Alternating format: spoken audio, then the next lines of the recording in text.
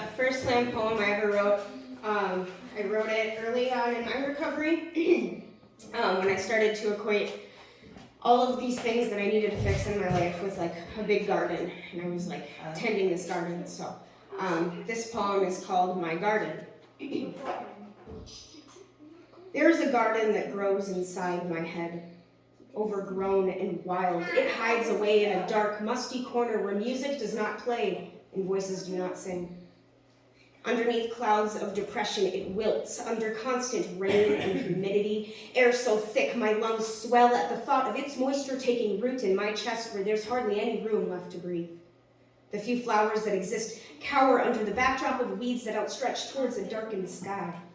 What little sunshine exists there is swallowed by flora so ravenous it leaves no rays to nourish fragile leaves and buds too frightened to bloom. My garden is a mess. Behind my lids it lies, an abandoned biodome, a forgotten patch of land never to be satiated with what attention it can get.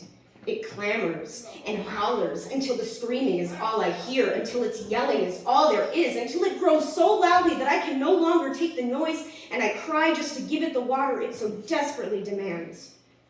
Thick vines overtake already crowded space and squeeze. They squeeze until I suffocate, squeeze until I'm dried up, squeeze and squeeze and squeeze until there's nothing left but the dust of budding confidence now blown away by the whispering wind. I close my eyes and see my garden, unkempt, unclean, unhealthy. Ants crawl beneath my skin and itch for me to tend to the fertile soil within. Weakened veins beg for a new environment, as if different dirt could fix what I've let rot into the ground. But it wasn't me who did that. I didn't plant those weeds here, and I didn't place clouds in the sky, and I did nothing but care and love and trust that everyone except myself would take care of my garden when those pests took control.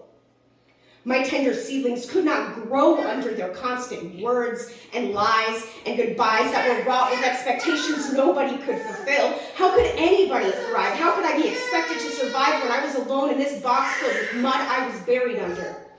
Where I couldn't give any more water. How do you still need more water? You only want more and more and more because you say it's not enough. How can my tears not be enough? When will I ever be enough? Never.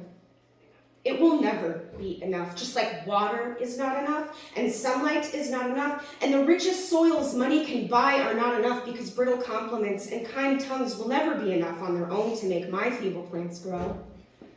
Rain and shame wash overhead, a blanket of regret that encases me in what this garden could be, should be, would be if I had nurtured instead of tortured the life that grew here. Those weeds can't be ungrounded, just like seeds cannot be unsown, but the mess I've allowed to flourish can be plucked and tended. With grimy gloves and new tools, I can learn to be the gardener these plants deserve. I can feed their scraggly roots with hard work and with sweat rather than drowning them in my regret.